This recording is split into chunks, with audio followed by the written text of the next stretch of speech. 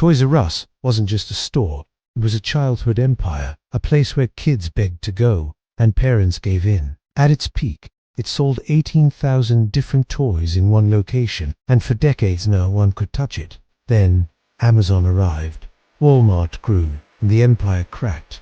But the real story, it's not just about it's about debt, mismanagement, and a lost connection with customers. Founded in 1948 by Charles Lazarus, Toys R Us began as a baby furniture store. But Lazarus saw its kids grow fast, and parents keep buying.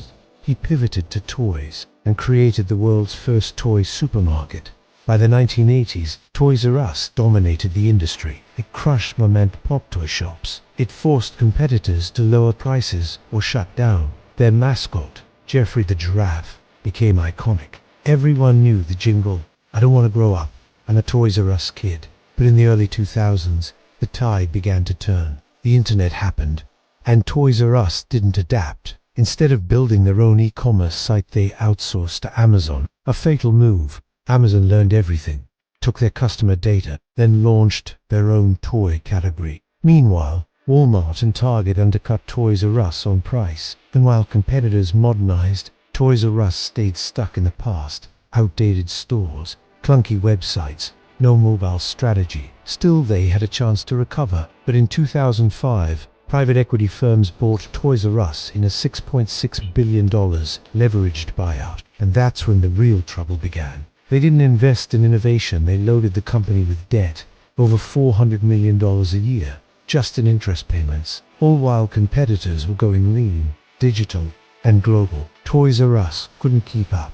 By 2017, they filed for bankruptcy. By 2018, they shut down all 735 US stores. Employees lost jobs, customers lost nostalgia, and Geoffrey packed his bags. But here's the twist: Toys R Us never fully died. The brand was too powerful, the name too valuable. So in 2019, a company called True Kids bought the rights. They reopened a pilot store, smaller, more interactive. But COVID hit, foot traffic collapsed, the revival stalled. Still, the story didn't end there. In 2021, brand management giant WHP Global took over. They announced a bold plan.